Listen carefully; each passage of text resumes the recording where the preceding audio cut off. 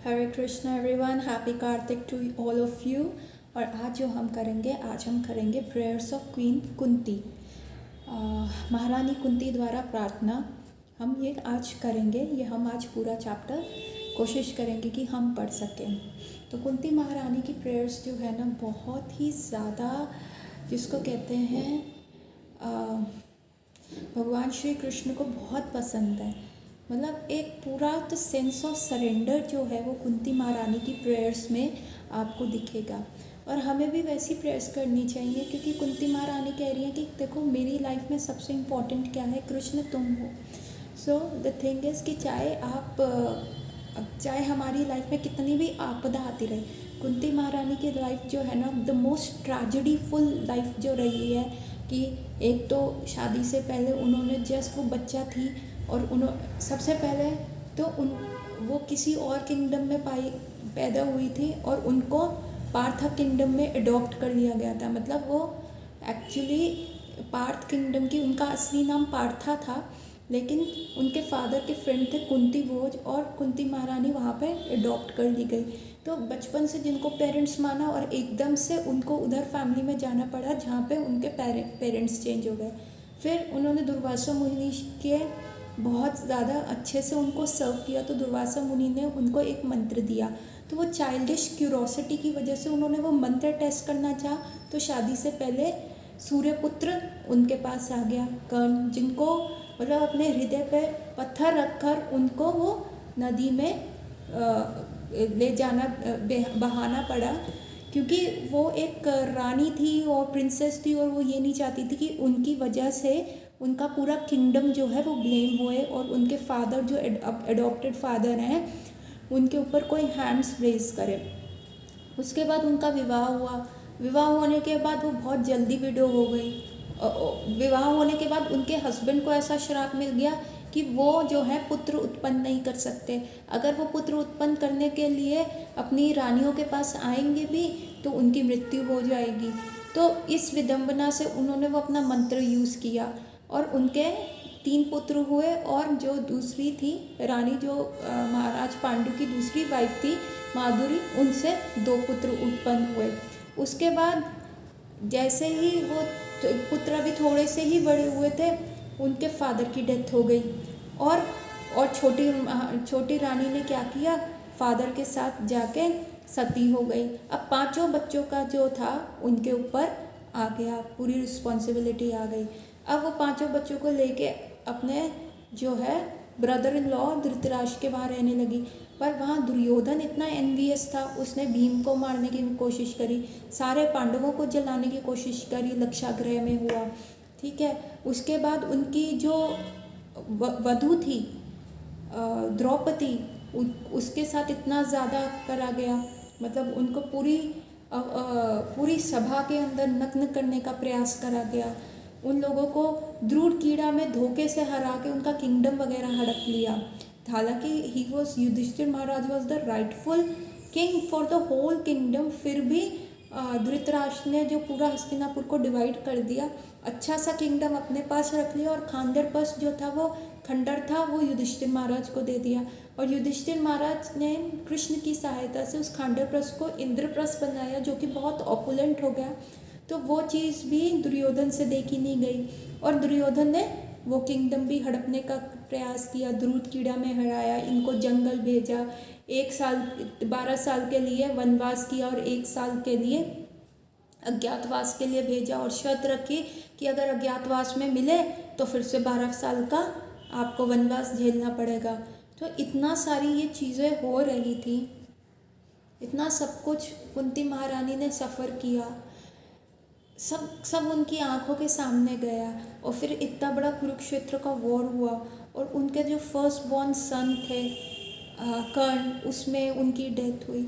सो कुंती महारानी ने इतना सब देख लिया। तो अब कुंती महारानी कह रही है, कोई बात नहीं, ऐसी कलामिटीज़ और आती रहे मेरी लाइफ में। क्योंकि हर कलामिटी में कृष्ण मुझे आप पे और सरेंडर बढ़ा, और मैं आपके नज़दीक आई, और बस आपको देखना। मुझे मेरा जो गोल ऑफ लाइफ है इज़ नॉट कि मैं ये सारी प्रॉब्लम्स से उभर सकूं, मैं इन सारी प्रॉब्लम्स को सॉर्ट कर सकूं। My goal of life is Krishna, कि आप मेरे साथ रहें, मैं आपको देख पाऊँ, आपके आपके चरण कमलों को देखूँ, आपके वक्षस्थल, नाभि और आपके कमल मुख को देख पाऊँ। तो ये पूरी कुंती महारानी की जो प्रेयर्स है ना, बहुत ही अमेजिंग है कि इतना सफ़र करने के बाद भी हमारी लाइफ में हल्की सी सफरिंग्स आती हैं तो हम भगवान को ब्लेम गेम खेलनी शुरू कर देते हैं। लेकिन कुंती महारानी की life was just a tragedy, मतलब from the very beginning till the end it was nothing more than a tragedy. And Kunti Maharani is saying कि कोई बात नहीं और ऐसी कलामिटीज़ आ जाए, क्योंकि कृष्ण आप उनको नहीं मिलते जिनके पास पैसा है, जो ऑपुलेंट है, जिनकी life the bed of roses चल रही है। क्यों? क्योंकि उनको कभी आपका स्मरण नहीं होगा, वो अपनी ही लाइफ में इतने ज़्यादा इंटैंगल्ड होंगे। वो तो चीज़ तब आती है ना, भगवान पे सरेंडर कब आता है? जब हम दुखी होते हैं, तभी हम भगवान की शरण ग्रहण करते हैं। नहीं तो हमें इतना अहम होता कि हम कहते हैं अरे हम कर लेंगे, हम ऐसे कर सकते हैं, हम ये भी कर सकते हैं, हम वो भी कर सकते हैं। और कुंती महारानी ने एंड में ये भी कहा कि मेरी जितनी भी ये बॉडीली कंसेप्ट की वजह से जितनी भी मेरी ये क्या कहते हैं रिलेशनशिप है, वो भी सब ख़त्म करो। And let my soul flow towards you like a river flows towards the ocean. जैसे एक नदी ओशन में जाती है, सागर में जाके मिलती है, उसी प्रकार मेरी जो इच्छा है, मेरी फीलिंग्स, मेरे इमोशंस जो हैं, वो सब आपके प्रति जाए। तो कार्तिक मास में ये कुंती महारानी का प्रेयर्स हमें करना चाहिए। और क्यों कार्तिक मास है? तो फुल मंथ ऑफ सरेंडर के आपकी लाइफ में कोई भी परिस्थिति हो, बस आप हाथ ऊपर करके कंप्लीट कृष्ण पे सरेंडर करो। अपना दिमाग मत लगाओ कि ऐसे कर लूँ, ऐसे तिगड़म कर लूँ, ऐसे टोपी घुमा दूँ तो ऐसे मेरी चीज़ें जो है सॉर्ट आउट हो जाएंगी। नहीं, ये जो मंथ है ये है month of complete surrender towards Radha and Krishna. So तभी हमने गजेंद्र मोक्षकम किया और उसमें भी वो एक सरेंडर का थीम था कि गजेंद्र ने भी कहा कि नहीं, अब मुझे हाथी का शरीर नहीं चाहिए। और इतनी पीड़ा में होते हुए जैसे ही भगवान विष्णु को देखा, उसको कुछ नहीं समझ आया कि वो क्या अर्पण करे, तो एक लोटस फ्लावर था जो उसने भगवान विष्णु को दिया। चलिए अब हम कुंती महारानी की प्रेयर स्टार्ट करते हैं। उससे पहले मंगलाचरण। ओम अज्ञानतिमिरान्धस्य ज्ञानांजना शलाकया चक्षुरुन्मीलितं येन तस्मै श्री गुरुवे नमः। नमो ओम विष्णुपादाय कृष्णपृष्ठाय भूतले श्रीमते भक्तिवेदांत स्वामी इति नामिने। नामस्ते सरस्वते देवे गौरवाणी प्रचारिणी निर्विशेष शून्यवादी पाश्चात्य देशतारिणी। जय श्री कृष्ण चैतन्य प्रभु नित्यानंद श्री अद्वैत गदाधर श्रीवासादि गौर भक्त वृंद। Hare Krishna Krishna Krishna Hare Hare, Hare Ram Ram Ram Hare Hare, Hare Krishna Krishna Krishna Hare Hare, Hare Ram Ram Ram Hare Hare, Hare Krishna Krishna Krishna Hare Hare, Hare Ram Ram Ram Hare Hare. And happy Utthana Ekadashi to all of you. So starting. कुंत्यो उवाच नमस्ये पुरुषं त्वद्भ्यम् ईश्वरं प्रकृतेः परम् अलक्ष्यं सर्वभूतानां अंतर्बाहि अवस्थितम्। श्रीमती कुंती ने कहा, हे कृष्ण, मैं आपको नमस्कार करती हूँ क्योंकि आप ही आदि पुरुष हैं और इस भौतिक जगत के गुणों से निर्लिप्त रहते हैं। आप समस्त वस्तुओं के अंदर तथा बाहर स्थित रहते हुए भी सबके लिए अदृश्य हैं। तात्पर्य श्रील प्रभुपाद द्वारा श्रील प्रभुपाद की जय। श्रीमती कुंती देवी को भली भांति ज्ञात था कि भगवान श्री कृष्ण आदि भगवान हैं, भले ही वे उनके भतीजे लगते थे। ऐसी प्रबुद्ध महिला अपने भतीजे को नमस्कार करने की गलती नहीं कर सकती। प्रबुद्ध मतलब शी इज़ अ प्रिंसेस और इतना क्वीन है और उनको इतना नॉलेज है, तो वो कभी भी ऐसा ब्लंडर नहीं करेंगी, ऐसी गलती नहीं करेंगी। अतएव उन्होंने आदि पुरुष के रूप में संबोधित किया जो भौतिक जगत से परे हैं। यद्यपि सारे जीव भी दिव्य हैं, लेकिन वे ना तो आदि हैं न अछूत हैं। जीव भौतिक प्रकृति के चंगल में पड़कर नीचे गिर सकते हैं, लेकिन श्री भगवान कभी ऐसे नहीं हैं। अतएव वेदों में उन्हें समस्त जीवों में प्रधान कहा गया है। नित्यो नित्यानाम चेतोष्टा चेतानाम। तब उन्हें पुनः ईश्वर या नियंता के रूप में संबोधित किया गया है। जीव या चंद्र तथा सूर्य जैसे देवता भी कुछ सीमा तक ईश्वर हैं, लेकिन इनमें से कोई भी परमेश्वर अथवा परम नियंता नहीं है। वे ही परमेश्वर या परमात्मा हैं। वे अथा तथा ब्रह्म दोनों में विद्यमान रहते हैं। यद्यपि वे श्रीमती कुंती के समक्ष उनके भतीजे के रूप में उपस्थित थे, लेकिन वे उनके तथा अन्य सबके अंतर में भी विद्यमान थे। श्रीमद् भागवत गीता में श्री भगवान कहते हैं, मैं प्रत्येक जीव के हृदय में स्थित हूँ और मुझसे ही उसमें स्मृति, विस्मृति, ज्ञान इत्यादि है। समस्त वेदों के द्वारा जानने योग्य मैं ही हूँ, क्योंकि मैं वेदों का संकलनकर्ता तथा वेदांत को पढ़ने वाला हूँ। रानी कुंती पुष्टि करती हैं कि यद्यपि श्री भगवान समस्त जीवों के अंदर तथा बाहर हैं, तो भी वह अदृश्य हैं।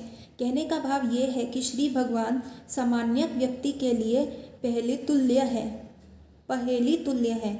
महारानी कुंती ने साक्षात अनुभव किया है कि भगवान श्री कृष्ण उनके समक्ष उपस्थित हैं। फिर भी उत्तरा के घर में प्रविष्ट होकर उन्होंने अश्वत्थामा के ब्रह्मास्त्र से भ्रूण की रक्षा की। वह स्वयं असमंजस में थी कि भगवान श्री कृष्ण सर्वव्यापी हैं या स्थानीय।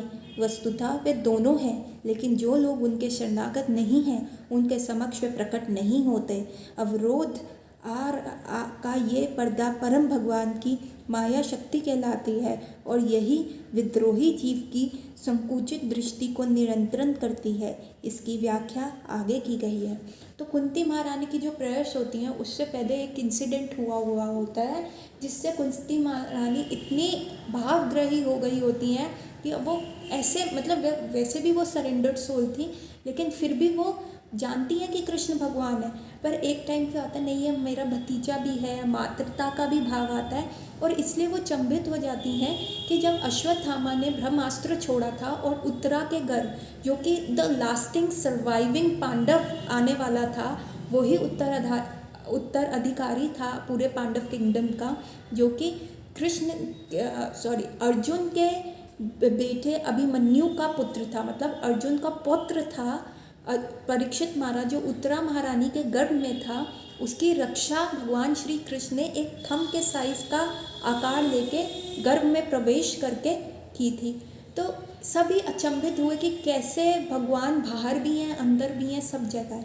तो कुंती महारानी ये सारी प्रेयर्स कराएंगी और बहुत ही भाव विभोर करने वाली ये प्रेयर्स हैं। तो ये 18वां श्लोक था। ये पहले अध्याय के 8वां चैप्टर का 18वां श्लोक है, जहाँ से कुंती महारानी की प्रेयर शुरू होती है। हम अब 19वां श्लोक पढ़ते हैं। माया जविनी काचन्नम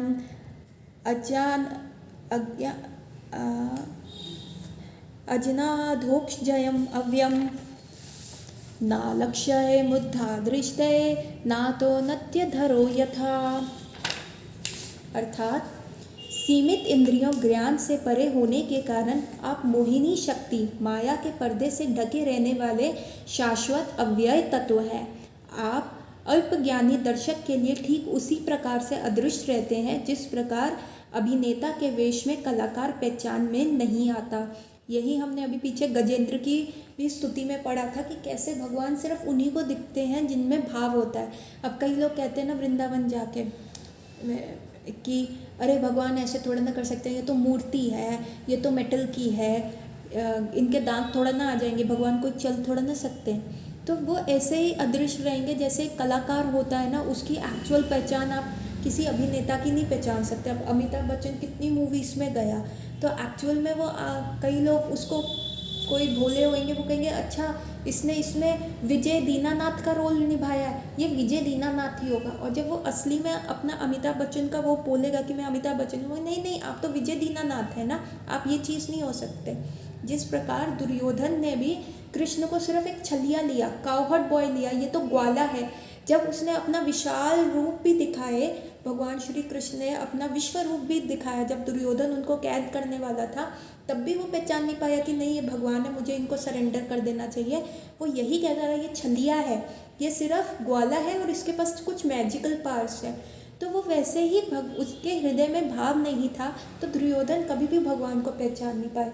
लेकिन यहाँ कुंती महारानी के हृदय में इतना भाव है कि वो भगवान को पहचान पा रही हैं। तो वो यही कहते हैं कि हम अपनी जितनी भी इंद्रियां लगा लें या सब कुछ करा लें, तो हम भगवान को पहचान नहीं पाएंगे, क्योंकि भगवान इन सारी चीज़ों के परे हैं। भगवान इन सारी चीज़ों के परे है। जब तक हृदय भगवान क्या है, भावग्राही है, जब तक भाव नहीं आएगा तब तक आप भगवान को पहचान, वो आपके सामने भी खड़े होंगे ना तब भी आप नहीं पहचान पाओगे। आप हम इतना कहते हैं भगवान हमें दर्शन दीजिए दर्शन दीजिए, लेकिन अगर भगवान आ भी जाएंगे तो हम पहचान नहीं पाएंगे। तात्पर्य श्रील प्रभुपाद द्वारा, श्रील प्रभुपाद की जय। श्रीमद् भागवत गीता में भगवान श्री कृष्ण इसकी पुष्टि करते हैं कि अल्पज्ञानी व्यक्ति उन्हें अपने सामने ही सामान्य व्यक्ति समझने की भूल करते हैं और इस प्रकार वे लोग उनका उपहास करते हैं। यहाँ पर इसी बात को महारानी कुंती द्वारा पुष्टि की गई है। अल्पज्ञानी व्यक्ति वे हैं जो श्री भगवान की सत्ता के प्रति विद्रोह करते हैं। ऐसे व्यक्ति असुर कहलाते हैं। असुर श्री भगवान की सत्ता को नहीं पहचान सकते। श्री भगवान जब स्वयं श्री राम, नरसिंह, वराह या अपने मूल भगवान श्री कृष्ण रूप में हम लोगों के बीच प्रकट होते हैं तब वे ऐसे अनेक आश्चर्यजनक कार्य करते हैं जो मनुष्य के लिए असंभव है। जैसे कि हम इस महान ग्रंथ के 10वें स्कंद में देखेंगे, भगवान श्री कृष्ण ने तभी से मानव के लिए असंभव कार्य लाभ करने प्रारंभ कर दिए थे जब वे अपनी माता की गोद में थे। उन्होंने उस पूतना राक्षसी का वध किया जो अपने स्तनों में विष का लेप करके उन्हें मारने आई थी। श्री भगवान ने सामान्य बालक के जैसे उसका स्तनपान किया, लेकिन उन्होंने साथ ही साथ उसके प्राण भी सोख लिए। इसी प्रकार उन्होंने गोवर्धन पर्वत को उसी प्रकार से उठा लिया जिस प्रकार कोई बच्चा कुरमुठा उठा लेता है। वे वृंदावासियों को रक्षा प्रदान करने हेतु पर्वत को कई दिनों तक उठाए रखे। ये श्री भगवान के कुछ आत्मीय कार्यकल्प है जिसका वर्णन पुराणों, इतिहासों तथा उपनिषदों जैसे प्रामाणिक शास्त्रों में हुआ है। उन्होंने श्रीमद् भागवत गीता के रूप में अद्भुत उपदेश दिए। उन्होंने एक वीर, एक गृहस्थ, एक शिक्षक तथा एक त्यागी के रूप में अद्भुत पराक्रम दिखलाया है। श्रील व्यास देव, देवल, असित, श्री नारद मुनि, श्री माधव, शंकर, रामानुजा, भगवान श्री चैतन्य महाप्रभु, श्रील जीव गोस्वामी, श्रील विश्वनाथ चक्रवर्ती ठाकुर, श्रील भक्ति सिद्धांत सरस्वती तथा उस परंपरा के अन्य प्रामाणिक महापुरुषों ने उन्हें पुरुषोत्तम भगवान के रूप में स्वीकार किया है। उन्होंने स्वयं भी प्रामाणिक साहित्य में अनेक स्थलों पर ऐसी ही घोषणा की है। फिर भी आसुरी मनोवृत्ति वाले लोगों का एक ऐसा वर्ग है जो श्री भगवान को परम सत्य के रूप में मानने से आनाकानी करता है। ये कुछ तो उनके अल्प ज्ञान के कारण है और कुछ उनके विगत तथा वर्तमान दुष्कर्मों का परिणाम स्वरूप उनके घोर हट के कारण है। भगवान श्री कृष्ण जब लोगों की आंखों के सामने साक्षात उपस्थित थे तब भी वे उन्हें पहचान नहीं पाए। दूसरी कठिनाई ये है कि जो लोग अपनी अपूर्ण इंद्रियों पर निर्भर रहते हैं वे परमेश्वर के रूप में उनकी अनुभूति नहीं कर पाते। अपूर्ण इंद्रियों पर निर्भर रहना मतलब सिर्फ साइंस और फैक्ट्स के हिसाब से चलना। साइंस हमें सारी इन्फॉर्मेशन नहीं देती। अगर आप साइंस कहे कि नहीं ऐसा कुछ भगवान नहीं है, it's just a chemical reaction, तो कई लोग अपने आप को बहुत प्रोग्रेसिव मान के, बहुत आधुनिकशील मान के भगवान के अस्तित्व को हटा देते हैं, नकारते हैं। तो ये क्या हो गया, आप अपनी सेंसेस, जो आपकी सेंसेस परफेक्ट भी नहीं है, उन पे रहते हैं। अब जैसे आप रात को आंखें हैं आपके पास पर अंधेरा है तो आप अपना हाथ भी नहीं देख पा रहे, तो आपकी सेंसेस पूरी हुई क्या? आपकी सेंसेस को भी तो सूर्य के प्रकाश की या कोई बिजली के प्रकाश की ज़रूरत होगी उसको पूर्ति करने के लिए, अपना हाथ देखने के लिए। तो ये हमारी सेंसेस जो हैं अपूर्व हैं, और अगर हम इनके ऊपर पूरी तरह निर्भर होकर भगवान के अस्तित्व को नकारते हैं या सिर्फ साइंटिफिक फैक्ट्स या एक्सपेरिमेंट से ही भगवान को पहचानने का दावा करते हैं तो ये फुलिशनेस होती है। ऐसे व्यक्ति आधुनिक वैज्ञानिक के समान है। वे सभी वस्तुओं को अपने प्रयोगात्मक ज्ञान से जानना चाहते, मतलब एक्सपेरिमेंट करके, लेकिन ऐसा हो नहीं पाता ना। लेकिन परम पुरुष को अपूर्ण प्रयोगात्मक ज्ञान द्वारा जान पाना असंभव है। यहाँ पर उन्हें अधोक्षिया कहा गया है, अर्थात वे प्रयोगात्मक ज्ञान की परिधि से परे हैं। हमारी सभी इंद्रियां अपूर्ण हैं। हम दावा करते हैं कि हम सभी वस्तुएं देख सकते हैं, लेकिन हमें स्वीकार करना होगा कि हम केवल कुछ भौतिक परिस्थितियों में ही वस्तुओं को देख सकते हैं और वो भी हमारे वश में नहीं होती। श्री भगवान इंद्रगम्य नहीं है। महारानी कुंती बद्ध जीव की और विशेष रूप में अल्पज्ञ स्त्री जाति के इस दोष को स्वीकार करती है। अल्पज्ञ मनुष्यों के लिए मंदिर, मस्जिद या गिरजाघर जैसी वस्तुओं की आवश्यकता होती है जिससे वे श्री भगवान की सत्ता को पहचाने तथा ऐसे पवित्र स्थलों में श्री भगवान के विषय में प्रामाणिक व्यक्तियों से श्रवण कर सकें। अल्पज्ञों के लिए आध्यात्मिक जीवन का ऐसा शुभ आरंभ आवश्यक है और मूर्ख लोगों को इन पूजा स्थलों की स्थापना का विरोध करते हैं जिनकी आवश्यकता जनता में आध्यात्मिक गुणों के मानदंड को श्रेष्ठ बनाने हेतु पड़ती है। अल्पज्ञों के लिए मंदिर, मस्जिद या गिरजाघर में जाकर श्री भगवान की सत्ता के समक्ष नतमस्तक होना उतना ही लाभप्रद है जितना उन्नत भक्तों के लिए सेवा द्वारा श्री भगवान का ध्यान करना। तो वो कह रहे कि अल्पज्ञानी है, जैसे हम लोग हैं, हम श्री भगवान, हम इतने भौतिक हैं और हम इतनी सारी चीज़ों में फंसे हुए हैं कि हम भगवान की सत्ता को पहचान नहीं पा रहे। तो इसलिए मंदिर होना बहुत आवश्यक है ताकि हम मंदिर में जाएं और वहाँ पे प्रमाणित गुरुओं से हम ये सुन पाएँ।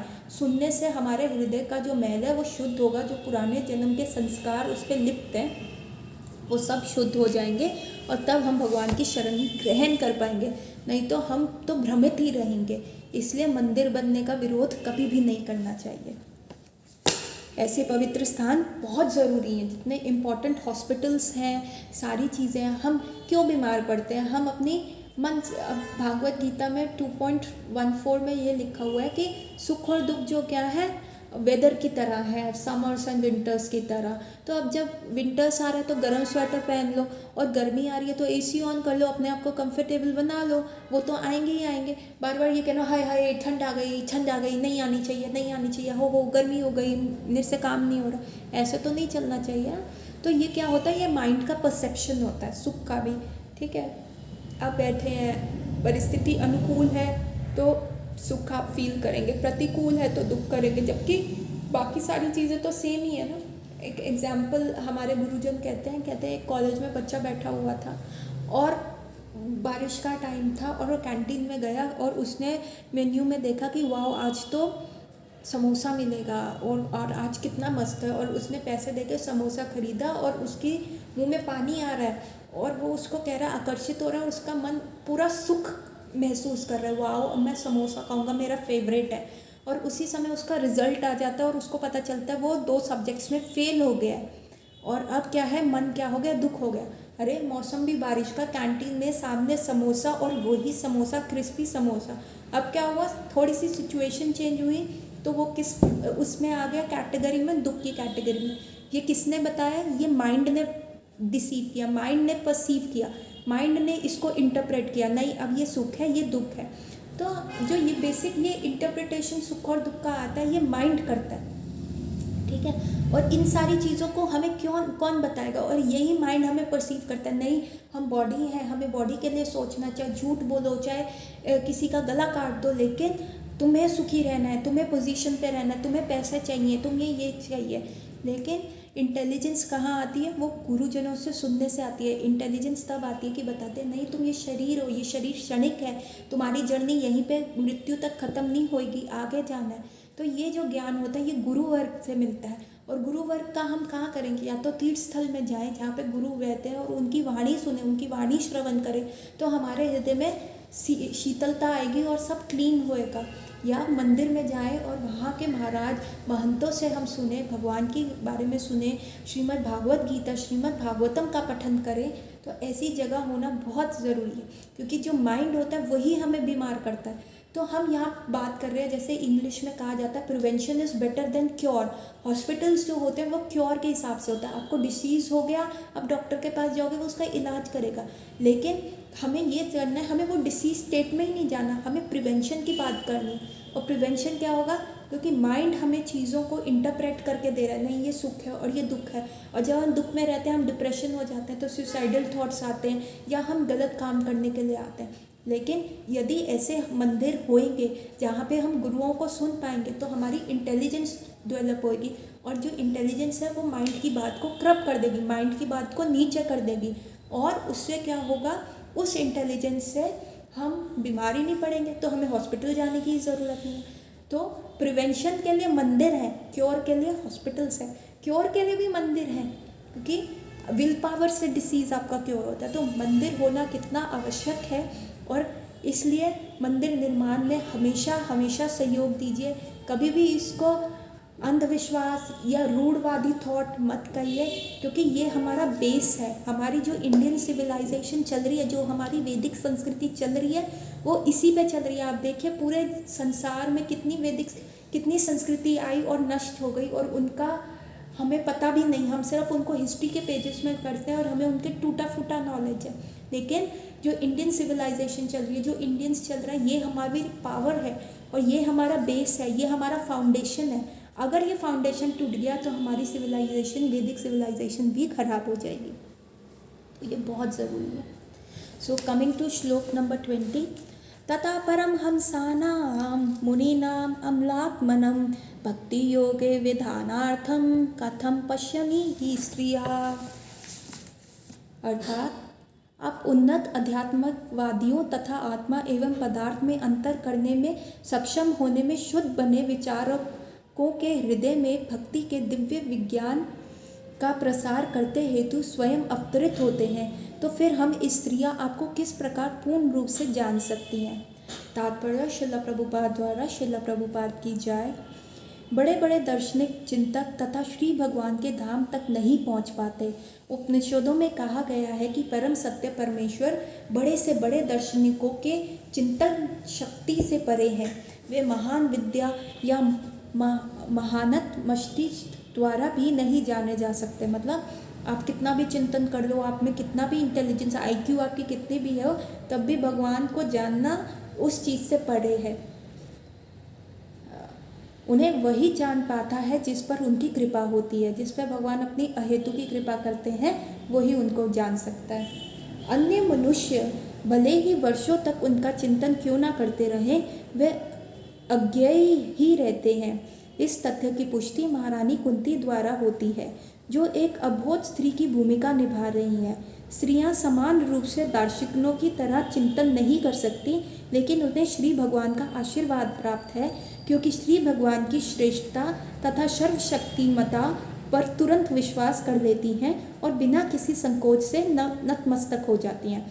तो यहाँ स्त्रियों का पावर बताया गया है कि जैसे स्त्रियाँ जो होती हैं भोली होती हैं, वो इतनी फाइन डिटेल्स में नहीं जाती। जैसे साइंटिस्ट कहेंगे नहीं प्रूव करो। स्त्रियों को आप बोलोगे कि ऐसे हैं भगवान, ये हैं, वो उस लेवल पे चिंतन नहीं कर पाएंगी।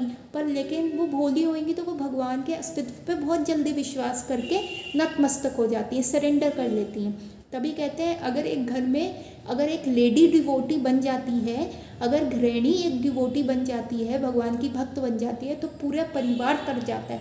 तभी कहते हैं अगर एक लेडी पढ़ लेती है तो पूरा परिवार पढ़ जाता है। पर ऐसा नहीं, मनुष्य जेंट्स के लिए नहीं कहा जाता कि अगर कोई जेंट्स पढ़ लेगा तो पूरा परिवार पढ़ जाएगा। नहीं, यदि कोई स्त्री पढ़ लेती है तो पूरा परिवार पढ़ लेता है। उसी प्रकार यदि एक स्त्री भक्त बन जाती है तो पूर्ण परिवार भी भक्त बनने के चांसेस बहुत ज़्यादा होते हैं।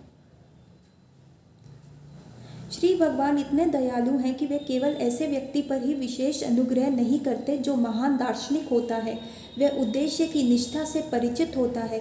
इसलिए प्रायः किसी भी धार्मिक उत्सव के अवसर पर स्त्रियां बड़ी संख्या में एकत्र होती हैं। प्रत्येक देश में तथा प्रत्येक धर्म के संप्रदाय में ऐसा लगता है कि धार्मिक कार्यों में स्त्रियों की रुचि पुरुषों से अधिक होती है। श्री भगवान की सत्ता की स्वीकृति की ये सरलता निष्ठा रहित धार्मिक दिखावे से कहीं अधिक प्रभावशाली है। मतलब आपको दिखावा नहीं करना, भगवान जो आपके सरल व्यवहार से बहुत प्रसन्न हो जाते हैं और वो जो है स्त्रियों में ज़्यादा होता है। कमिंग टू श्लोक नंबर 21। कृष्णाय वासुदेवाय देवकी नंदचाय च नंद गोप कुमाराय गोविंदाय नमो नमः। अतः मैं उन श्री भगवान को सादर नमस्कार करती हूँ जो वासुदेव के पुत्र देवकी के लाडले नंद तथा वृंदावन के अन्य ग्वालों के लाल एवं गौवों तथा इंद्रियों के प्राण बनकर आए हैं। कमिंग टू तात्पर्य श्रील प्रभुपाद द्वारा। श्रील प्रभुपाद की जय। किसी भी भौतिक संप्रदाय द्वारा प्राप्त न किए जा सकने वाले श्री भगवान इस प्रकार अपने अनन्य भक्तों पर विशेष अनुग्रह दिखाने तथा आसुरी मनुष्य के उपद्रवों को शमन करते हेतु अपनी असीम अहेतु की कृपा से इस पृथ्वी पर अवतरित होते हैं। महारानी कुंती अन्य सभी अवतारों की अपेक्षा भगवान श्री कृष्ण के अवतरण की विशेष रूप से पूजा करती है, क्योंकि वे इसी रूप में सरलता से प्राप्त किए जा सकते हैं। श्री राम अवतार में वे बचपन में ही राजा के पुत्र बने रहे, लेकिन श्री कृष्ण अवतार में राजा के पुत्र होते हुए भी उन्होंने अपने वास्तविक माता पिता राजा वासुदेव तथा महारानी देवकी के संरक्षण को प्रकट होते ही त्याग दिया और यशोदा माता की गोद में चले गए, जिससे उनकी बाल लीलाएं के कारण अत्यंत पावन वृंदावन की पुण्य भूमि में वे सामान्य ग्वाल बाल का अभिनय कर सके। अतएव भगवान श्री कृष्ण भगवान श्री राम की अपेक्षा अधिक दयालु हैं। क्यों दयालु है? क्योंकि कृष्ण तो राजा के पुत्र थे, लेकिन फिर भी राजभाग सब त्याग के गांव में आए, सरल जीवन किया और सब पे कृपा करी। और राजा राम तो हमेशा से पहले तो वो राजा के पुत्र ही थे, वो तो उन्होंने बाद में त्यागा। उनको कहा गया, वो भी श्री राम को जब बोला गया तो वो गए, पर कृष्ण ने तो अपने आप ही सब त्याग के वासुदेव को कहा कि नहीं, मुझे वृंदावन छोड़ाओ। वे कुंती के भाई वासुदेव तथा उनके परिवार के प्रति विशेष रूप में अत्यंत दयालु थे। यदि भगवान श्री कृष्ण वासुदेव तथा देवकी के पुत्र रूप में जन्म ना लिए होते तो महारानी कुंती उन्हें अपना भतीजा मानकर इतने वात्सल्य भाव से उन्हें संबोधित ना कर पाती। किंतु अधिक भाग्यशाली तो नंद और यशोदा हैं, जिन्होंने श्री भगवान की बाल लीलाओं का रस लूटा, जो अन्य लीलाओं से अधिक मनोहरी हैं। ब्रजभूमि वृंदावन में प्रदर्शित की गई उनकी बाल लीलाएं अद्वितीय हैं, जो चिंतामणि धाम के नाम से ब्रह्म संहिता में वर्णित मूल कृष्ण लोक में हो रही उनकी सनातन लीलाओं का एक दृष्टांत है। भगवान श्री कृष्ण ब्रजभूमि में अपने दिव्य पार्षदों तथा साज सामग्री के साथ स्वयं अवतरित हुए थे।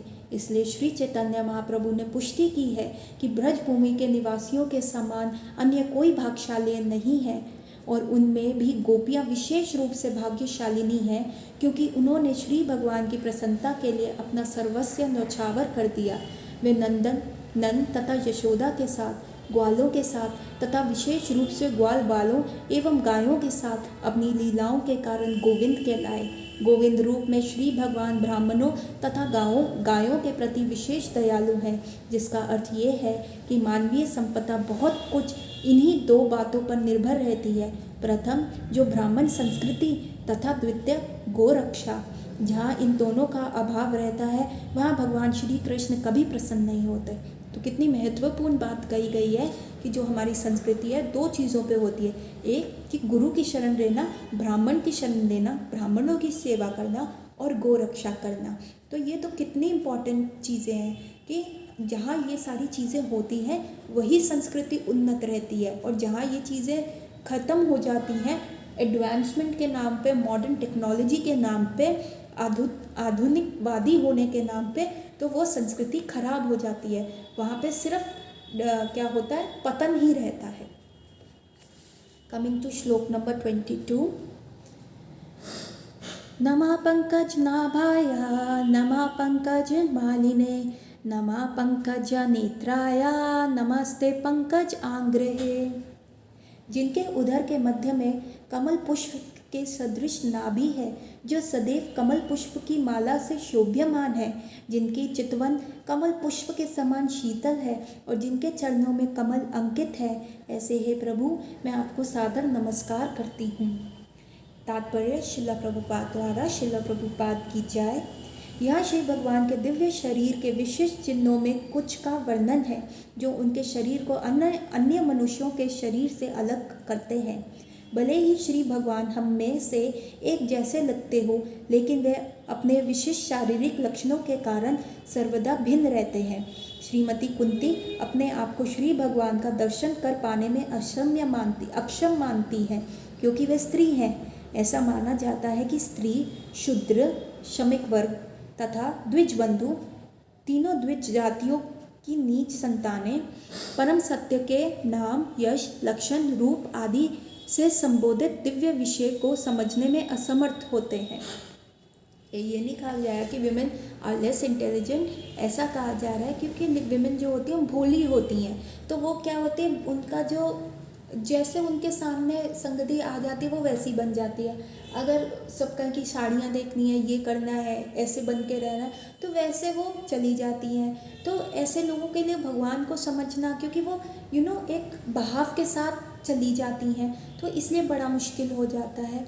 तो तब भी भगवान इतने कृपामय हैं, इतने दयालु हैं, वो अपनी इतनी सारी लीलाएं प्रकट करते हैं जिससे सबका हृदय जो है उनकी तरफ अट्रैक्ट हो जाता है। तो ये कहा गया है।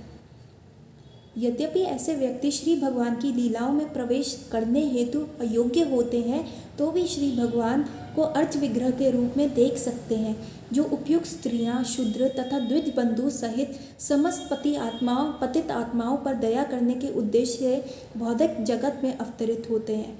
तो द्विज बंधु कौन होते हैं? द्विज बंधु बेसिकली वो हैं जो अपने ब्राह्मणिकल क्वालिफिकेशन से, ब्राह्मणिकल प्रिंसिपल से फॉल डाउन हो चुके हैं, लेकिन उनका जो बर्थ है वो ब्राह्मण फैमिली में ज़रूर हुआ है, लेकिन उनकी वो क्वालिफिकेशन से वो नीचे आ गए, मतलब वो चीज़ फॉलो नहीं कर रहे। अब ब्राह्मण फैमिली में होकर भी नॉन वेज खा रहे हैं और कहते हैं कि जी हम तो ब्राह्मण हैं, तो इनको द्विज बंधु कहा जाता है, क्योंकि वो अपनी ब्राह्मणिकल क्वालिटीज़ का त्याग कर चुके हैं। तो ऐसे लोगों के लिए भी भगवान क्यों करते हैं? आप दया करते हैं। ऐसा नहीं है कि स्त्रियां बुद्धू हैं, कितने सारे भक्त हैं जो स्त्रियां रही हैं, कितनी महान महान स्त्रियां हैं। और हम तो परम गौड़ीय जो संप्रदाय है हमारा, गौड़ीय संप्रदाय, वो तो परम गौड़ी का जो हम पूज्य करते हैं वो तो श्रीमती राधा रानी है। लेकिन ये ऐसा कहा गया है कि स्त्रियां जो है ना भोली होती हैं, वो एक तरफ मुड़ जाती हैं इसलिए। और जो श्रमिक हो गए, जो शूद्र हो गए, उनका सारा टाइम क्या होता है? अपने घर का पोषण करने में ही लगा रहता है। पूरा टाइम वो कहीं पे सेवा कर रहे हैं, कहीं पे सेवा कर रहे हैं, थोड़े पैसे इकट्ठा कर लें। तो ऐसे लोगों के पास टाइम कहाँ है भगवान को समझने के लिए? तो ऐसे लोगों पे भी भगवान जो है कृपा करते हैं।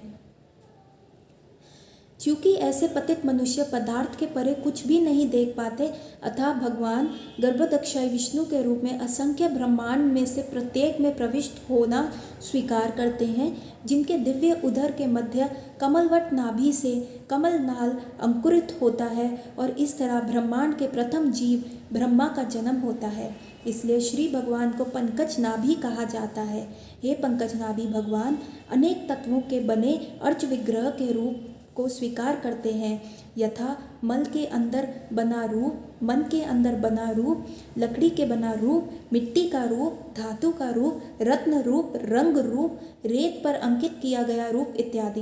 तो भगवान कितने दयामय हैं कि वो पूरे ब्रह्मांड के रचयिता हैं, फिर भी हमारे लिए कभी पत्थर में आ जाते हैं, कभी मेटल में आ जाते हैं, कभी मिट्टी में आ जाते हैं, कभी रेत पे आ जाते हैं। उनका नाम भी लिख लो पेन और पेपर पे, तो भी भगवान साक्षात प्रकट हो जाते हैं। श्री भगवान के इन समस्त रूपों को कमल की मालाओं से सजाया जाता है।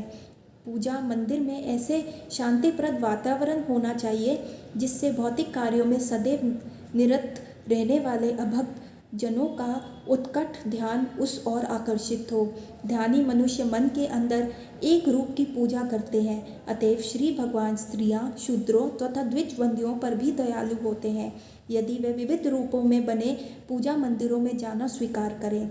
ऐसे मंदिर जाने वाले मूर्ति पूजक नहीं होते, जैसे कि कुछ अल्पज्ञ लोग द्वारा कहा जाता है। इसको मूर्ति पूजन नहीं कहा जाता, ये एक साइंस है, ये एक आर्ट है जिससे हम अपना शुद्धिकरण कर सकते हैं, अपने आप को 84 लाख योनियों में जाने से बचा सकते हैं, अपने मन को साफ कर सकते हैं। बड़े बड़े आचार्यों ने अल्प ज्ञानियों पर कृपा करते हुए सर्वत्र ऐसे पूजा मंदिरों की स्थापना की है। वास्तव में शूद्रों या स्त्रियां अथवा उनसे भी निम्न श्रेणी में रहते हुए किसी को ये दिखावा नहीं करना चाहिए कि उसने मंदिर पूजा की अवस्था पार कर ली है। मनुष्य को चाहिए कि श्री भगवान का दर्शन करने में उनके चरण कमलों से प्रारंभ करके क्रमशः जांघों, कमर, वक्षस्थल तथा मग तक पहुँचे। उसे श्री भगवान के चरण कमलों के दर्शन का आभार किए बिना श्री भगवान के मुख का दर्शन करने का प्रयत्न नहीं करना चाहिए। मतलब देयर इज़ अ विधि। पहले भगवान के दर्शन कैसे करने चाहिए? जब हम मंदिर जाते हैं, पहले उनके चरणों का, फिर उनकी टांगों का, जांघों का, फिर उनकी नाभि का, फिर उनके वक्षस्थल का, फिर उनके फेस का। सीधा उनके फेस पे नहीं करना चाहिए। सो ये विधि होती है भगवान के दर्शन करने की। श्री भगवान की बुआ होने के कारण श्रीमती कुंती ने श्री भगवान का दर्शन चरण कमलों से प्रारंभ नहीं किया, क्योंकि इससे श्री भगवान लज्जित हो जाते। क्योंकि कुंती देवी अभी बुआ का रोल कर रही है, इसलिए पैरों से दर्शन शुरू नहीं किया, इसलिए उन्होंने कहा नमो पंकज नाभाया, तो उनकी नाभि से किया। नहीं तो भगवान एम्बैरस फील करते, अरे ये मेरे से बड़ी हैं, देखो ऐसे बोल रही हैं। अतएव इस स्थिति से बचने हेतु उन्होंने श्री भगवान के चरण कमलों के ऊपर के भाग अर्थात कमर से धीरे धीरे ऊपर की ओर उठते हुए मुख का और फिर चरण कमलों का दर्शन किया। चक्र में प्रत्येक वस्तु समुचित क्रम से होती है। अब चक्र में प्रत्येक वस्तु भी समुचित ढंग से की जाती है। कमिंग टू श्लोक नंबर 23। यथा ऋषिकेशात् कैलदेवकी कंशेनारुधातितं सुचार्पितः विमोचितं च सात्मजा विभो तव्यैव नाथै मुहुर्विपगणत्। अर्थात, हे ऋषिकेश, हे इंद्रियों के स्वामी तथा देवों के देव, आपने दीर्घ काल तक बंदनी बनाई गई और दुष्ट राजा कंस द्वारा सताई जा रही अपनी माता देवकी को तथा अनवरत विपताओं के घिरे हुए मेरे पुत्रों सहित मुझको मुक्ति किया। आगे हम बाद में पढ़ेंगे।